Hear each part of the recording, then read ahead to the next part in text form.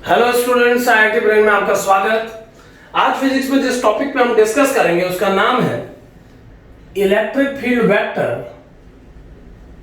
Electric field vector due to a uniformly charged solid sphere.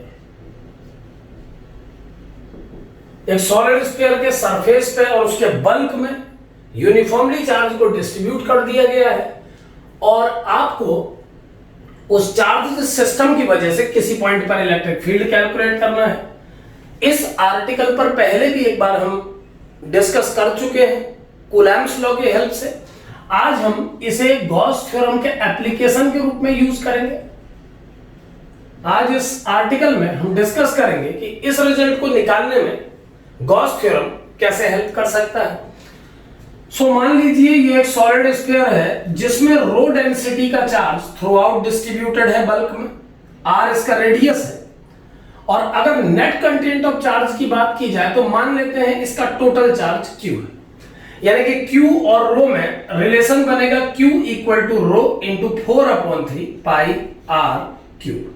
यानी total volume में rho density का charge अगर distribute है तो इसमें नेट चार्ज का जो मैग्नीट्यूड होगा उसका रो के साथ relation q equal to rho into 4/3 pi r cube होगा। आपको इस स्फीयर के सेंटर से स्मॉल r डिस्टेंस पर किसी पॉइंट p पे इलेक्ट्रिक फील्ड कैलकुलेट करना है, जबकि p पॉइंट इस स्फीयर के आउटसाइड पॉइंट है। इस पॉइंट पर इलेक्ट्रिक फील्ड कैलकुलेट करने से पहले हम एक बार इस पॉइंट और इसके जैसे सभी पॉइंट की पोजीशंस पे डिस्कस करेंगे। चूंकि चार्ज इस स्फीयर में यूनिफॉर्मली डिस्ट्रीब्यूटेड है तो ये अपनी सराउंडिंग में सिमिलर इलेक्ट्रिक फील्ड क्रिएट करेगा और हम जानते हैं कि इससे बनने वाली इलेक्ट्रिक फील्ड लाइंस एक स्फीयर के सेंटर से डेवलप होने वाली आउटवर्ड रेडियल लाइंस होंगी, यानी इनकी इंटेंसिटी कंटिन्यूअली इनफाइनाइट की ओर जाने पर रिड्यूस होगी। तो सेंटर से r डिस्टेंस पर किसी पॉइंट P के जैसे इलेक्ट्रिक फील्ड रखने वाले अगर सारे पॉइंट पिक किए जाए तो हम जानते हैं कि इस स्फीयर के चारों तरफ एक और स्फीयर क्रिएट किया जा सकता है। यानी हम क्या बोलना चाहते हैं, इसको समझें कि इस स्फीयर के कारण सेंटर से r डिस्टेंस इस पॉइंट पर अगर इलेक्ट्रिक फील्ड का स्ट्रेंथ E है तो इतनी ही स्मॉल r डिस्टेंस पर ऐसे और भी कई पॉइंट होंगे जिन पर इलेक्ट्रिक फील्ड का स्ट्रेंथ E होगा। और ऐसे सारे पॉइंट्स पिक करके अगर एक सरफेस तैयार किया जाए तो क्लियरली वो एक स्फीयर होगा जो कि इस स्फीयर को जिसमें चार्ज प्रेजेंट है उसको इनक्लोज कर लेगा।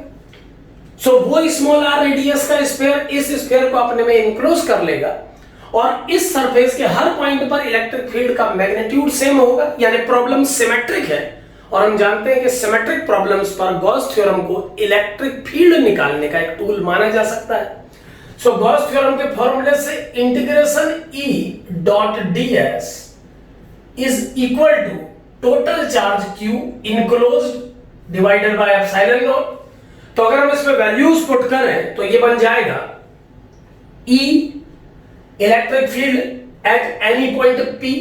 और अगर मैं इस पे एक छोटा सा गॉसियन सरफेस कंसीडर करूं या इस जगह पे कंसीडर करूं तो हम देखते हैं कि इस चार्ज के कारण जो इलेक्ट्रिक फील्ड लाइन डेवलप होंगी उनका डायरेक्शन और इस सरफेस के एरियल वेक्टर का डायरेक्शन एक ही होगा और ऐसा किसी भी एलिमेंट पर होगा। हम देख पाते हैं कि ऐसा किसी भी जगह पर बनाए गए स्मॉल एरिया के लिए होगा। यानी जब हम इस कंप्लीट गॉसियन सरफेस पर इस समीकरण को सॉल्व करेंगे तो किसी भी ds के लिए जब इस डॉट प्रोडक्ट को ओपन करेंगे तो ये बनेगा E ds cos 0 डिग्री और हमें इसे कंप्लीट समेशन में लेना है, यानी कंप्लीट सिग्मा कैलकुलेट करना है इसका। और गॉसेस थ्योरम के अकॉर्डिंगली इस वैल्यू को टोटल इनक्लोज्ड चार्ज जो कि Q है और एप्सिलॉन नॉट के रेशियो से दिया जा सकता है। इसे सॉल्व करने पर E sigma ds equal to हो जाएगा Q अपॉन एप्सिलॉन नॉट। यहां पर cos 0 की वैल्यू 1 पुट की जा रही है। इलेक्ट्रिक फील्ड का मैग्नीट्यूड आ जाएगा Q बाय एप्सिलॉन नॉट और ये कंप्लीट सरफेस के लिए जब सॉल्व होगा तो ये बन जाएगा 4 pi small r square, complete Gaussian surface का एरिया। सो जो इलेक्ट्रिक फील्ड की वैल्यू एक्सटर्नल पॉइंट पर कैलकुलेट होगी वो हो जाएगी 1/4 pi epsilon naught q by r square. So electric field का स्ट्रेंथ एक्सटर्नल पॉइंट पर 1/4 pi epsilon naught q upon r square होगा। तो इतना इलेक्ट्रिक फील्ड एक सॉलिड स्फीयर डेवलप करता है अपने बाहर किसी पॉइंट पर। तो इलेक्ट्रिक फील्ड का strength 1/4 pi epsilon naught q by r square होगा, जो देखने में बिल्कुल वैसा ही है जैसा इतने ही मैग्नीट्यूड का एक q चार्ज सेंटर पे रख देने से इस पॉइंट P पर डेवलप होता। यानी सेंटर पे एक चार्ज q भी इस P पॉइंट पर, इस गॉसियन सरफेस के किसी भी पॉइंट पर इतनी ही स्ट्रेंथ का इलेक्ट्रिक फील्ड बना पाता। तो फिर एक बार करस्पॉन्डेंस देखने को मिला है, एक सॉलिड स्फीयर का इलेक्ट्रिक फील्ड किसी एक्सटर्नल पॉइंट पर वैसा ही प्रेजेंटेशन देता है जैसा एक पॉइंट पार्टिकल का इलेक्ट्रिक फील्ड जो उस स्फीयर के सेंटर पर रखा हो। लेकिन आप इसका ये बिल्कुल मतलब ना लगाएं कि किसी भी प्रॉब्लम में आप स्फीयर को हटा के एक चार्ज q को उसकी जगह पे प्लेस कर सकते हैं। आप ऐसा नहीं कर सकते हैं, बट ये दोनों फॉर्मूले लुक वाइज एक से हैं, मेमोराइज करने के लिए ये एक अच्छा पॉइंट है। सो इतना इलेक्ट्रिक फील्ड डेवलप होगा, और अगर वेक्टोरियल लैंग्वेज में प्रेजेंट करूं तो इस ई वेक्टर की डायरेक्शन रेडियली आउटवर्ड होगी। तो किसी भी पॉइंट पर हम इसे r यूनिट वेक्टर से शो कर सकते हैं। q चार्ज के नेगेटिव होने पर ये r माइनस r वेक्टर बन जाएगा। इसका मतलब तब ये इलेक्ट्रिक फील्ड का डायरेक्शन इनवर्ड होगा, इस स्फीयर के सेंटर के अलॉन्ग होगा। तो इतना इलेक्ट्रिक फील्ड एक स्फीयर अपने एक्सटर्नल पॉइंट्स पर डेवलप करता है। अगर हम इस स्फीयर के सरफेसियल पॉइंट पर कैलकुलेट करना चाहें तो हमें स्मॉल r की जगह कैपिटल R प्लेस करना होगा। सो स्मॉल r को कैपिटल R से चेंज करने पर इलेक्ट्रिक फील्ड का स्ट्रेंथ इस स्फीयर के सरफेस पे, अपने ओन सरफेस पे आ जाएगा 1/4 pi epsilon naught q by radius square into unit vector r के। यहां पर r क्या फिर से रेडियल डायरेक्शन में शो किया जा रहा है। सो तब इलेक्ट्रिक फील्ड स्ट्रेंथ का वैल्यू इतना आ जाएगा सरफेसियल पॉइंट। एक तीसरे पॉइंट पर और बात की जा सकती है। मान लीजिए हमें यही इलेक्ट्रिक फील्ड इस स्फीयर के अंदर किसी पॉइंट पर कैलकुलेट करना है। मान लेते हैं कि हमें इलेक्ट्रिक फील्ड कैलकुलेट करना है इस स्फीयर के इंटरनल किसी पॉइंट पर, यानी इस स्फीयर में जिसका रेडियस r है, चार्ज यूनिफॉर्मली डिस्ट्रीब्यूटेड है, और मान लीजिए आपको इलेक्ट्रिक फील्ड कैलकुलेट करना है इंटरनली किसी पॉइंट P पर जिसका डिस्टेंस सेंटर से स्मॉल r है। तो बाय सिमेट्री अगर P पॉइंट से पास होता हुआ और P के जैसे ही और कई पॉइंट जो सिमिलर इलेक्ट्रिक फील्ड डेवलप कर सकते हैं सिमेट्री से, उन सबको ज्वाइन करा के अगर फिर से मैं एक गॉसियन सरफेस तैयार करूं तो इस बार बनने वाला गॉसियन सरफेस इस सॉलिड स्फीयर के अंदर डेवलप होगा। तो इस गॉसियन सरफेस के लिए जो ये अंदर डेवलप हो रहा है, अगर हम इस गॉसियन सरफेस के लिए गॉस थ्योरम को अप्लाई करें तो एक बात देखिए किस तरीके से सॉल्व होगा ये प्रॉब्लम। अगर हम इस इनर स्फीयर के लिए गॉसियन सरफेस अप्लाई करें, गॉसेस लॉ अप्लाई करें, सॉरी गॉसेस लॉ अगर इस इनर गॉसियन सरफेस पर लगाएं तो ये बन जाएगा integration E dot ds is equal to q enclosed by Gaussian surface divided by epsilon naught. Now at any point in this surface, अगर मान लेते हैं कि इलेक्ट्रिक फील्ड का स्ट्रेंथ E है इस सरफेस के किसी भी पॉइंट पर मैग्नीट्यूड वाइज, तो उस इलेक्ट्रिक फील्ड E के लिए किसी छोटा सा इससे सरफेस को कंसीडर कर लेने पर, मान ले मैं यहां पर एक छोटा सा ds एलिमेंट कंसीडर कर रहा हूं इस गॉसियन सरफेस, तो इस छोटे से एलिमेंट का जो सरफेस वेक्टर होगा ds वेक्टर, और जो इस पॉइंट पर बनने वाले इलेक्ट्रिक फील्ड की डायरेक्शन में वेक्टर होगा वो फिर से पैरेलल होंगे। क्योंकि एक बार फिर से हम जानते हैं कि इस सिमेट्री के कारण जो इलेक्ट्रिक लाइन डेवलप होंगी चार्जेस से, वो सेंटर से आउटवर्ड डायरेक्शन में क्रिएट होती हुई रेडियल लाइंस होंगी। सो इलेक्ट्रिक फील्ड का डायरेक्शन रेडियस के अलोंग होगा, और आपके द्वारा बनाए गए गॉसियन सरफेस के किसी भी छोटे से सरफेस वेक्टर का जो वेक्टर होगा वो भी रेडियल डायरेक्शन में होगा। तो 0 डिग्री का केस एक बार फिर बन रहा है, यानी अगर इसे ओपन करें तो ये बन जाएगा E ds and cos 0 degree for complete summation throughout the surface. Equal to Q enclose. Now इस स्फीयर के अंदर कितना चार्ज इनक्लोज है हमें ये कैलकुलेट करना होगा। सो ये जो स्फीयर यहां पर बना है जिसका रेडियस स्मॉल आर है, अगर चार्ज डेंसिटी रो है तो उसके अंदर चार्ज की अमाउंट आ जाएगी rho into 4/3 pi small r cube. यहां पर हमने formula density into volume use किया है। क्योंकि ये चार्ज डेंसिटी है तो चार्ज डेंसिटी को एसोसिएटेड वॉल्यूम से मल्टीप्लाई करके हम उस रीजन का चार्ज कैलकुलेट कर सकते हैं।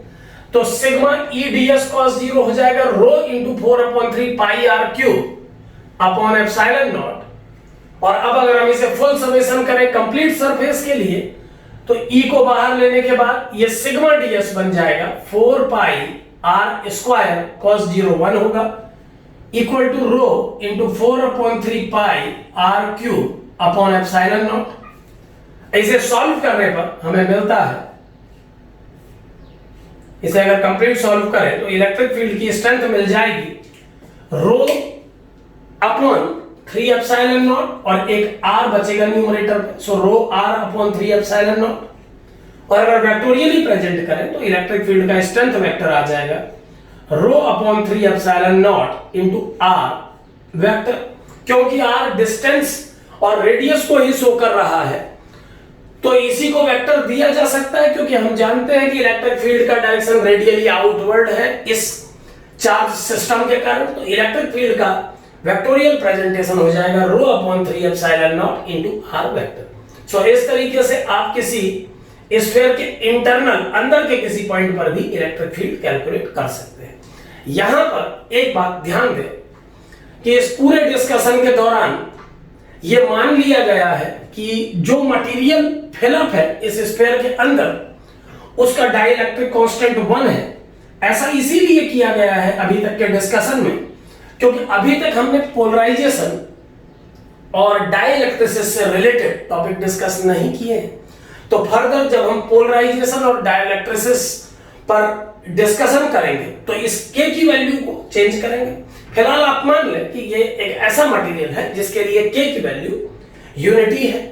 हालांकि के की वैल्यू यूनिटी एयर के लिए होती है बट इस के को बीच में न लाए इसीलिए हमने के की वैल्यू को 1 यूज करके इस आर्टिकल को तैयार किया है। क्योंकि इस टॉपिक को जिस स्टेज में 12th के स्टूडेंट को पढ़ाया जाता है उस स्टेज में पोलराइजेशन वेक्टर पर कोई डिस्कशन नहीं हुआ होता है और ना ही डिस्प्लेसमेंट वेक्टर पर कोई चर्चा हुई होती है। तो अभी हम के को इग्नोर करने के लिए के की वैल्यू को 1 पुट कर रहे हैं, लेकिन जब डाइलेक्ट्रिक मीडियम के अंदर हम पोलराइजेशन वेक्टर और डिस्प्लेसमेंट वेक्टर पर डिस्कस कर लेंगे तो वहां पर ये क्वेरी करेंगे कि इस के का वैल्यू कैसे डिफरेंट मटेरियल के लिए डिफरेंट होता है और इस के की वैल्यू को के कंसीडर करने पर कैसे ये epsilon not term epsilon not के में कन्वर्ट हो जाता है। यानी फर्दर फ्यूचर में जब हम डाइलेक्ट्रिक मीडियम के अंदर किसी भी प्रॉब्लम को सॉल्व करेंगे तो वहां पर हम इस एप्सिलॉन नॉट टर्म को एप्सिलॉन नॉट के से रिप्लेस करेंगे। सो फिलहाल हमने इसको k इक्वल टू 1 मान करके जस्टिफाई किया है। तो हमने सीखा कि एक स्फीयर अपने आउटर पॉइंट पर एक्सटर्नल पॉइंट्स पर तो वैसे ही परफॉर्म करता है जैसे एक चार्ज पार्टिकल जो उसके सेंटर पर रखा हो, लेकिन अपने इनर पॉइंट्स पर उसका जो इलेक्ट्रिक फील्ड होता है वो रेडियस के साथ लीनियर रिलेशन बनाता है। यानी अगर इलेक्ट्रिक फील्ड और आर के बीच में हमें ग्राफ की कंसिडरेशन ग्राफ की कल्पना करें अपने माइंड में तो इस स्फीयर के अंदर जब तक आप हैं तो ये ग्राफ एक स्ट्रेट लाइन फॉर्मेट देगा क्योंकि ये ई और आर के बीच में लीनियर है। देन आप जैसे ही इस सरफेस से बाहर आ जाएंगे तो ये इनवर्स स्क्वायर लॉ फॉलो करेगा और उसके बाद ई का जो बेसिक ग्राफ बनता है आर के साथ वही क्रिएट होगा। तो सरफेस पर, सरफेस के बाहर और सरफेस के इंटरनल किसी पॉइंट पर इलेक्ट्रिक फील्ड कैलकुलेट करने के लिए इस मेथड का यूज किया जा सकता है। Thank you.